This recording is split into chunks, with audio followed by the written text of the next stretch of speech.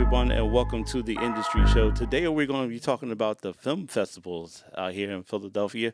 Today, we have in studio with me, I have Floyd Marshall Jr. How are you, sir? Phenomenal, sir. How are you? I'm doing great, man. Thank you for being here. It's Yes, sir. definitely Thank an you honor. for having me. Yeah, you're welcome. So, film festivals, especially for our young independent filmmakers, are sometimes a first step after a film is completed. Let's get this project into a film festival. Let's get some exposure on our work. Let's possibly win some awards for some of the actors and stuff like that. Film festivals are definitely definitely a goal of mine when I first came into the industry myself. For a quick story I'd like to tell you, Floyd, I remember when I first submitted a film back in the day called Jimmy versus James to your film festival. I was brand new. I was nervous. I was scared. But I decided to do it anyway. I was at work. I was standing next to my manager, and my phone went off.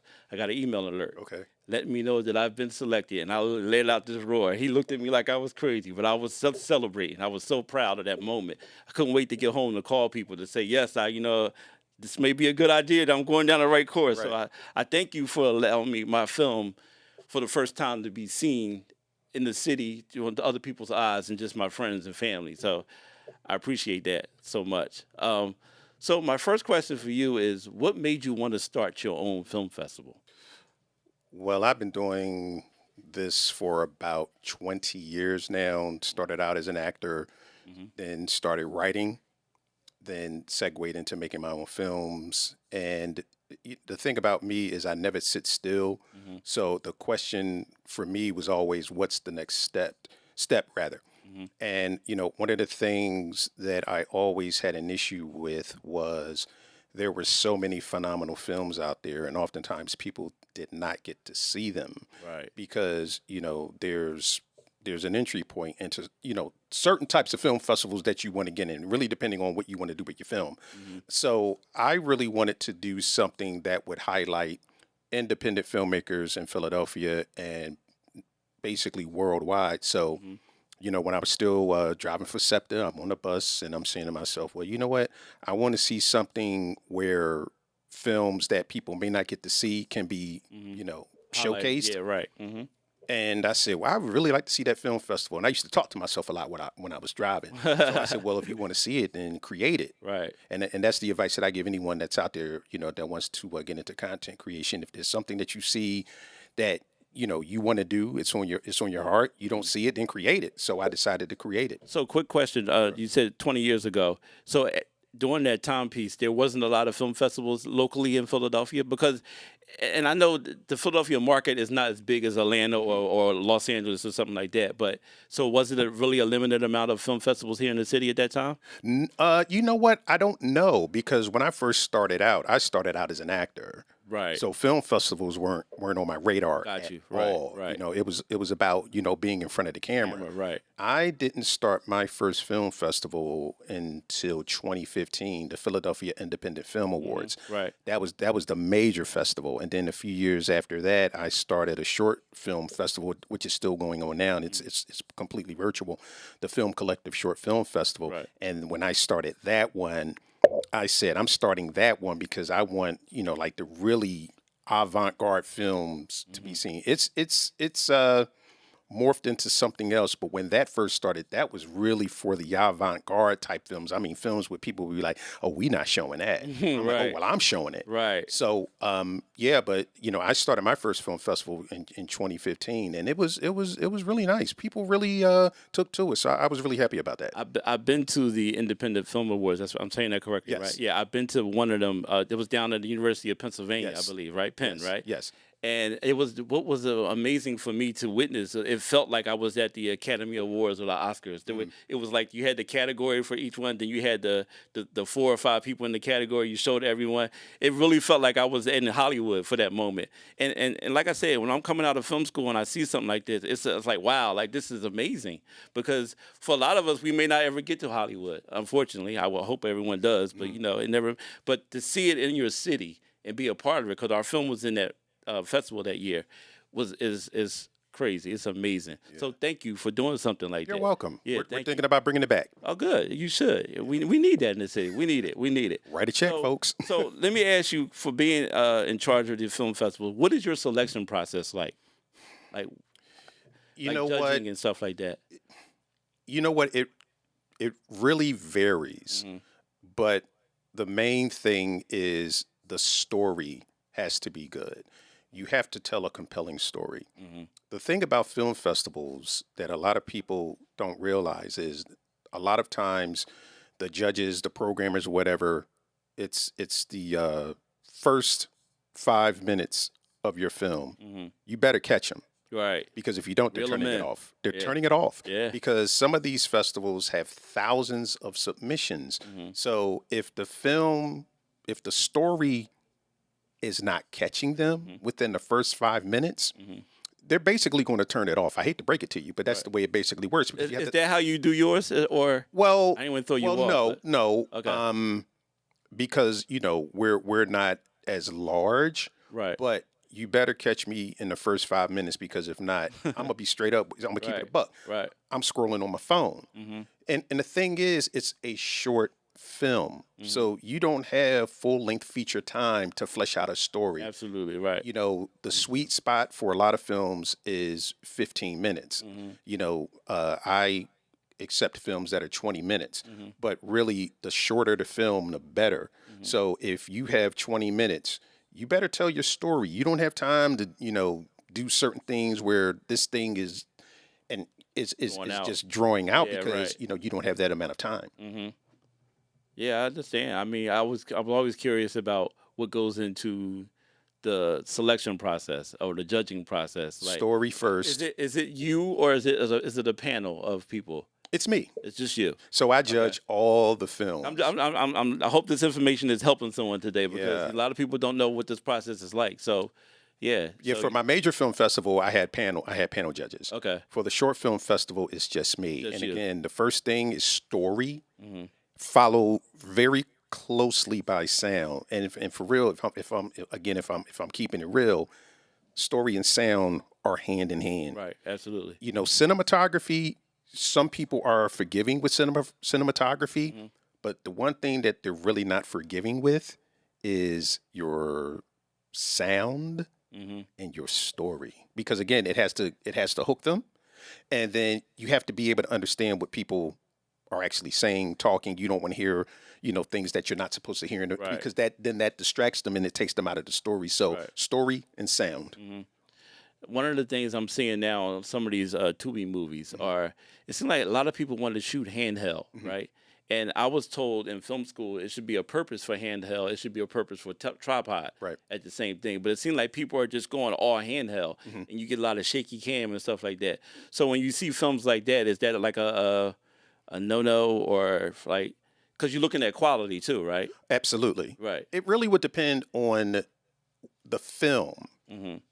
It would depend on The purpose the of the scene, shot or right? something like So that, let's say, right. for instance, if we're going handheld and the camera is shaking, if they want to give it a really realistic look as far as the film is concerned, if it's a chase scene, sometimes if you watch Homicide on the Street, Law and Order, shows of that nature, Right. and sometimes they'll do a handheld and the camera's shaking. It's basically giving you a point of view from the person that's actually doing the chasing. right. So it just would depend on. Filmmakers have to understand, what is the purpose of the shot. Why is that there? Why did you do that? If you're just doing it because everyone else is doing it, people that have been watching and judging films for a very long time, they're going to pick up on that, and they're like, you just threw that in there just to be thrown in there, like drone shots. I am not a big fan of drone shots unless it serves a purpose. And again, yeah. when you're talking about a short film, every single shot in your short film has to serve a purpose, because it's a short film. And again, you don't have a lot of time to be messing around with these. That's a dope ass shot, I'm just gonna throw that in. Right. No, because Right. now I'm sitting there like, well, what was the purpose of that? Right. So Yeah, absolutely. I see that. I see that. You talked about drones. I see that in a lot of movies now. They over usage of drones. Every transition is a drone shot, and people are just doing it because they have the ability to Right. fly a drone now. Right. And, that looks pretty. But no, if you over drone your movie, it looks really bad. again, you better have a purpose for that drone shot, Right. Because now I'm looking at it and I'm saying to myself, this is Or another thing that makes me mad when you see the transitions drone shots. What they're showing in the drone shot has no purpose to what they're transitioning right. to. You're trying to make your movie look better. Yeah. with a shot, like you just said, that has absolutely nothing to do with your Absolutely. film. And I'm seeing a lot of that on Tubi, unfortunately. So filmmakers take note of that. It makes sense for your transition shots. Like, don't show me a skyline shit, a shot of the Philadelphia, and then the next scene you're in the hospital. Right. Like What was why that not just about? show the hospital?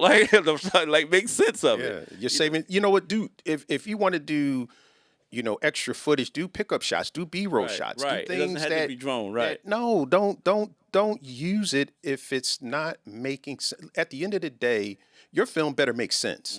Because if you're entering it into any film festival, big, small, medium size, or whatever, if your film is not making sense, you have programmers sitting there saying, okay, I have all of these films that I have to program. Right. I'm going to program the best film that fits my festival, and I'm going to program the best film that will put people in the seats. So if I'm watching this film and it's not making sense to me, the last thing I want to do is program a film, and my audience is sitting there. It's like, well, what is this all about? So you better be real careful as to what you're putting in your film. Yeah. Right. So the film collective of your film festival is now online, correct? Yes. Or always been. Can you explain why online and not in person? What's the difference? We were in person until COVID. COVID, yeah. And once Changed the world. COVID hit, that was it. And we did pretty well online. So I just decided to keep it online because, of course, the overhead is lower. Right. So you're not having to rent a building every few months because I do the festival every 3 to 4 months. Okay.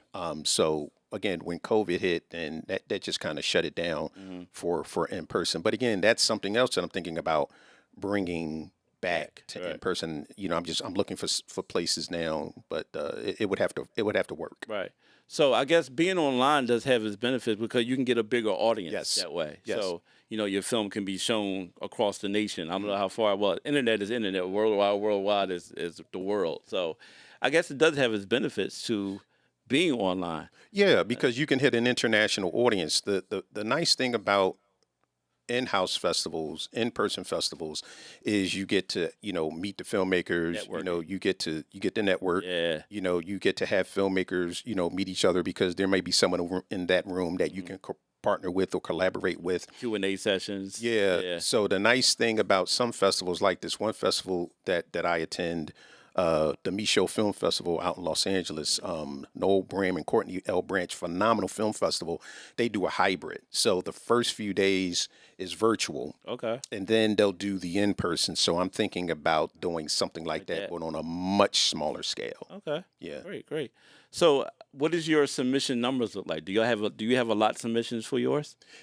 Again, you know what? The submission game is very interesting because some months you'll get a lot and then some months you won't. Right. So you just have to, as you start doing it more and more, you'll kind of see a pattern.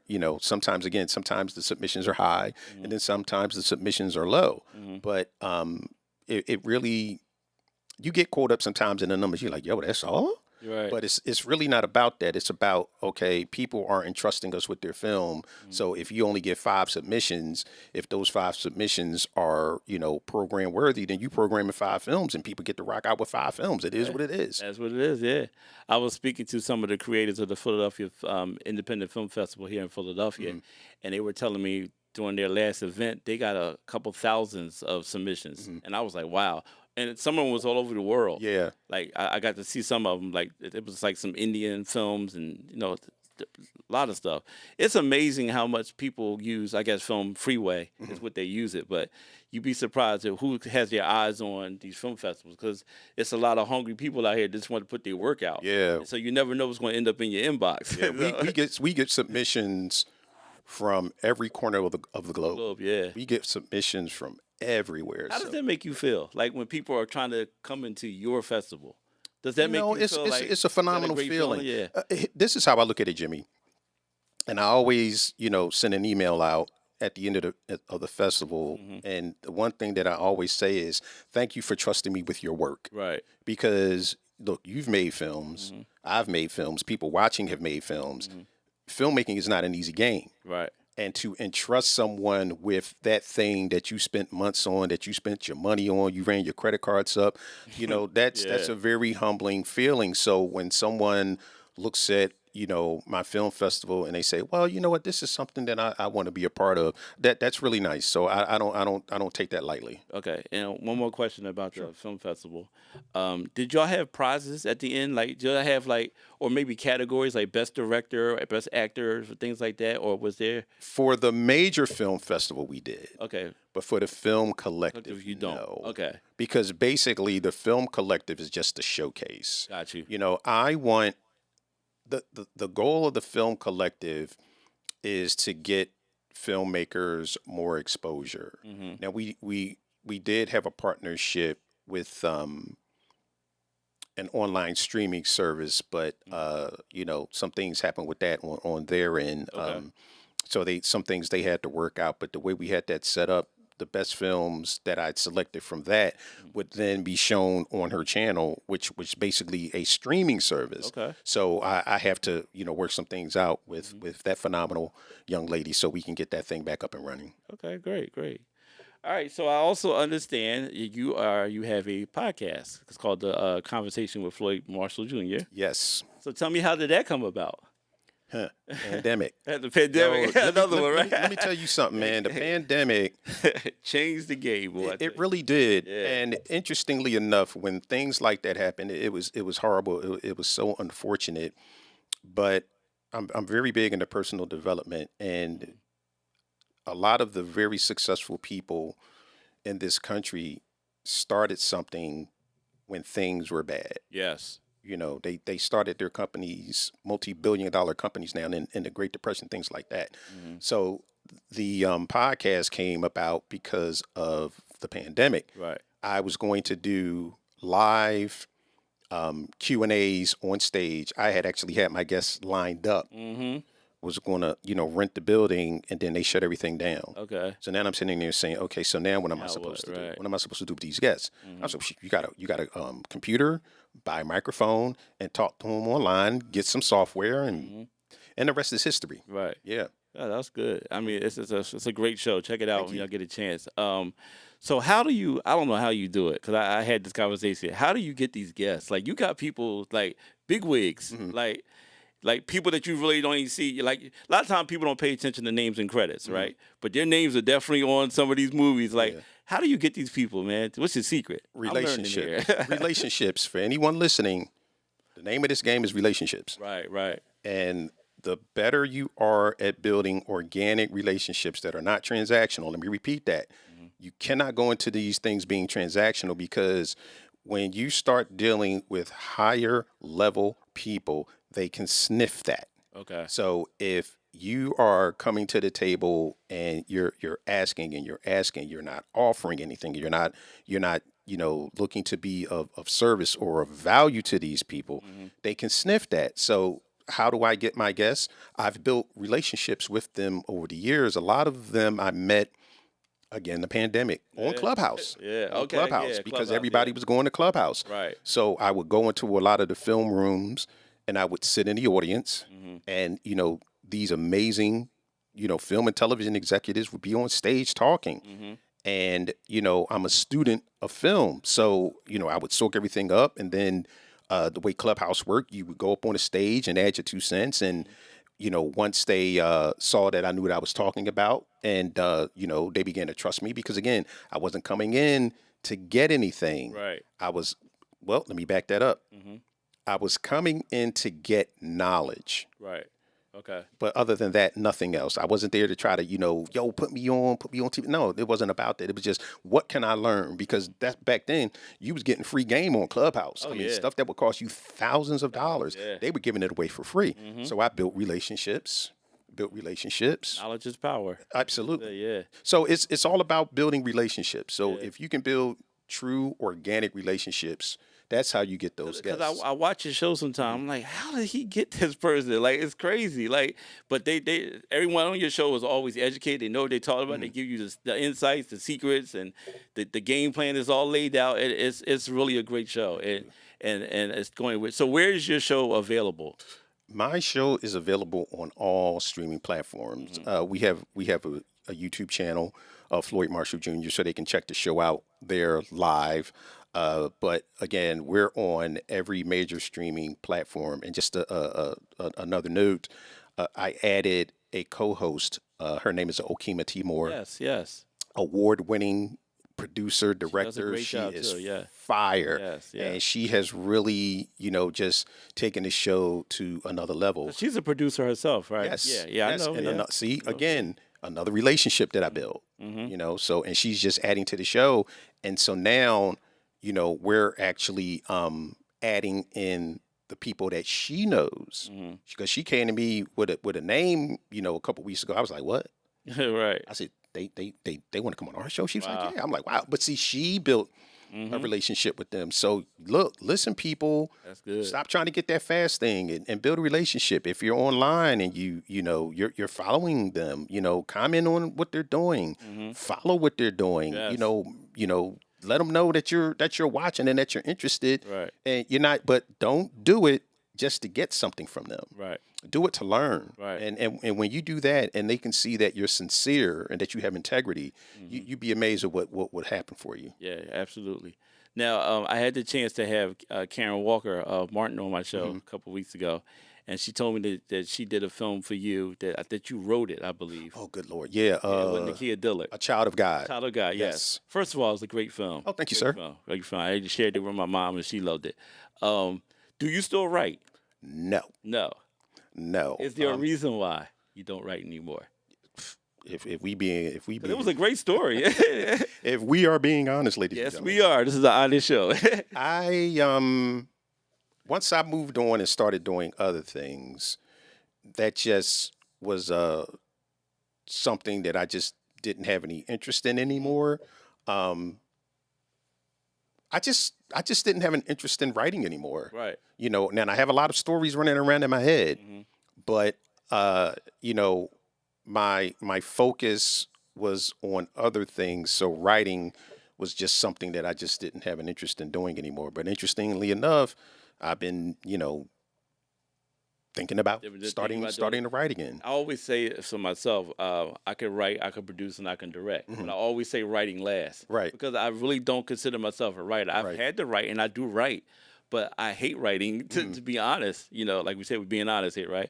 I really don't like writing. I'd rather have someone say, here's the Right. script, can you direct it or produce it?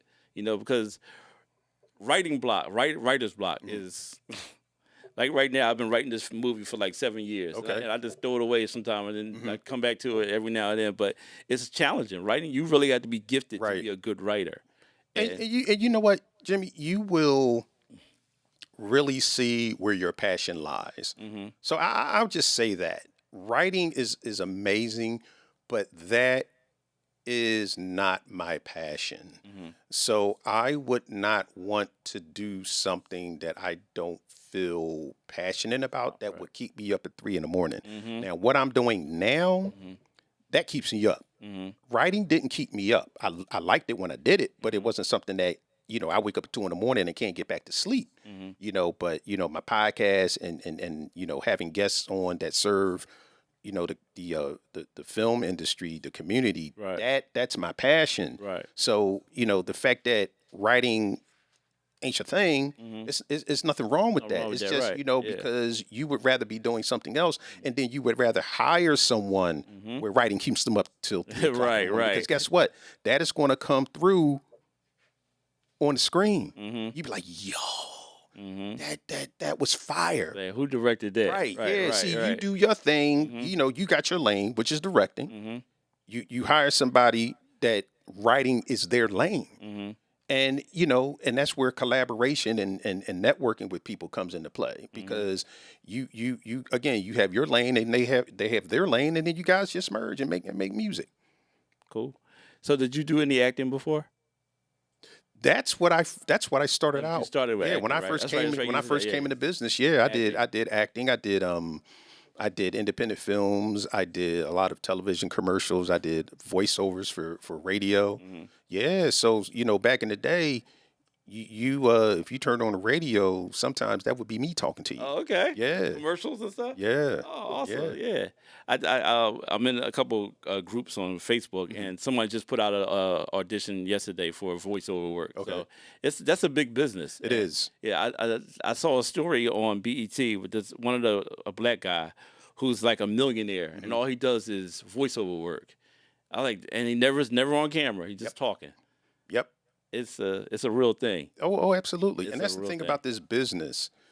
Most people don't understand the amount of things that you can do in this business, and people never have to see your face. Mm-hmm.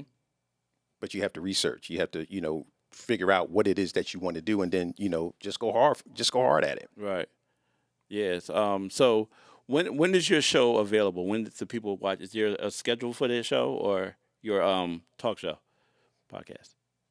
Well, normally, because I kind of cut back, so we usually do it the second Wednesday and the last Wednesday of the month.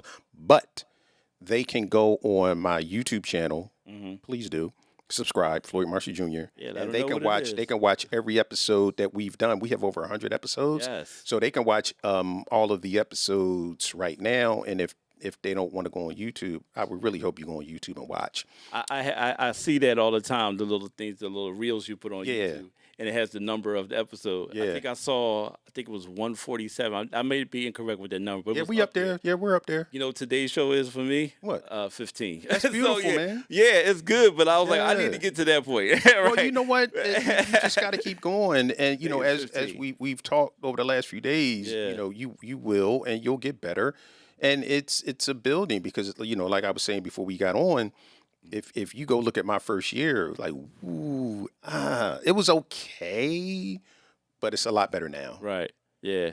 So yeah, I mean, I know it's growth. It's growth to this. It's I'm trying to get to that point. Mm-hmm. But I look at you as like a mentor. Like Thank you, sir. I watch it. I mean, like I said, we're not competing against each other. We're kind of along the same lines of topic wise, but it's not about ratings. It's just about growing and learning from you. And I admire what you're doing out there. It's great. And Likewise. you're really teaching people that don't know a lot about this business. Like I said, some of your guests never get mentioned when you see their film, because they're in the credits, but no one pays attention to credits, right? So it's just weird. It's just how a lot of people are just disrespected in this business sometimes. But you got some heavy hitters that come through your show, man, and they're really doing a great job. Thank you, sir. I truly appreciate that. Yeah. So and you and Nakima, right? Okima. Okima. I'm sorry. Okima. Okima. Okima Timor. Okima. Yeah. Y'all doing a great job. Well, I thank you so much for being a guest on my show here today. I know you taught somebody today. You taught me. I know someone's been listening, been taught. You're doing a great job. So if let everyone know once again where they can find your shows at. A conversation with Floyd Marshall Jr. and Okima Timor. We're on YouTube at the Floyd Marshall Jr. channel, and we're on every major streaming platform where you find podcasts. So just look up A Conversation with Floyd Marshall Jr. and it pops up. Great. Thank you so much for being my guest today. You're welcome, sir. You so much. For now, everyone, go watch a movie. Go watch an independent film out here. Let's support these workers out here that's doing it. And I'm James Winborn. Thank you once again, Floyd, and y'all have a good day.